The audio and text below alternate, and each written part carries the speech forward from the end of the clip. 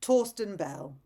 I feel like he's the Labour poster boy. He's got that look about him. He sort of looks as though he's fresh from Alan Sugar's Apprentice. He's got the sort of slicked over hair and the sharp suit, and he's given it the whole young I am. I mean, he's another one that doesn't look as though they've done a day's work outside of being an MP in their life. So I sort of question their life experience and their relatability. But nonetheless, Torsten Bell is being touted around a little bit.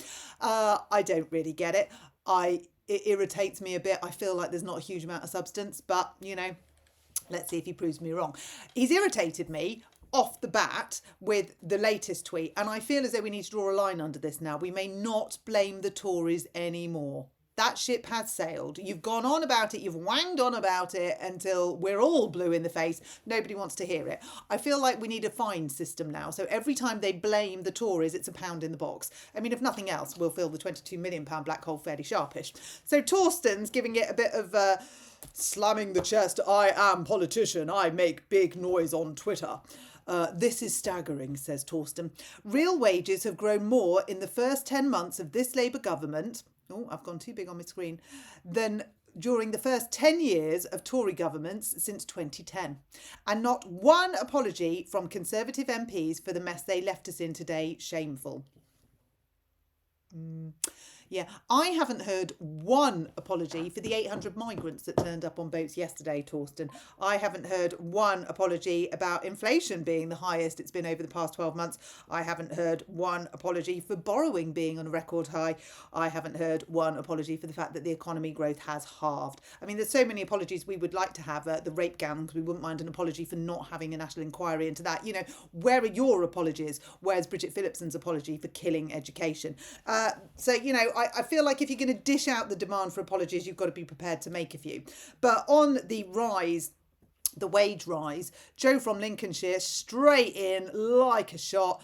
Not in my company. I froze all salaries and made 7 redundant due to bloody idiots. I will not work my arse off to give you more money and see you give it away overseas and to immigrants, legal and illegal. You need to get out more and talk to the businesses. Now that, excuse the naughty words, but Joe's quite cross, and I would feel like Joe if I'd had to make 7 redundant and freeze salaries.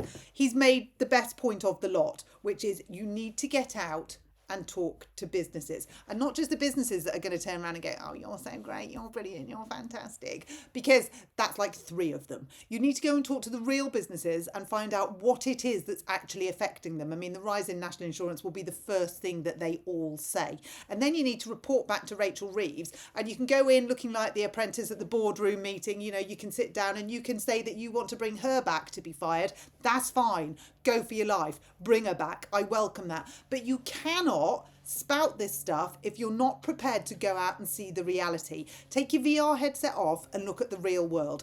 It's not a good picture in the UK at the minute. Businesses are imploding. Small businesses, family businesses, big businesses. Every single business is being hit by Rachel Reeves. And she says figures are disappointing and she wants to go faster. No, slow down. Stop, in fact, stop. I mean, we can only hope that when Angela Rayner comes in, oh God, who knew that we could hope that Angela Rayner's coming in? I mean, I never thought I'd say that.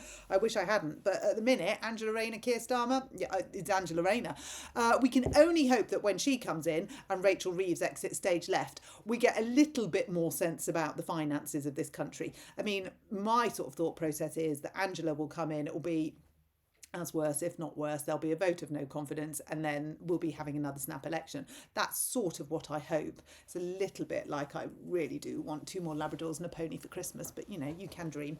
But at least we might see a little bit of a shift when Angie elbows her way in. We'll have to see, won't we? But for now, Torsten, I honestly would advise that you read the room before you write the tweets that other people are going to read, and then reply quite robustly with how their take on this is very different to yours, and they are indeed in the business world. So I'm going to go with them over you, because you don't look as though you've got a huge amount of business experience. You don't look as though you've actually spent much time in the real world. You look to me like another one of the Labour Party MPs who basically joined the Labour Party as a member at the age of 15, and that's all you've done. I want to see somebody who actually understands the world that they are talking about. And as and when you do, then things might look a bit different. But right now, if I was Alan Sugar, you would be fired.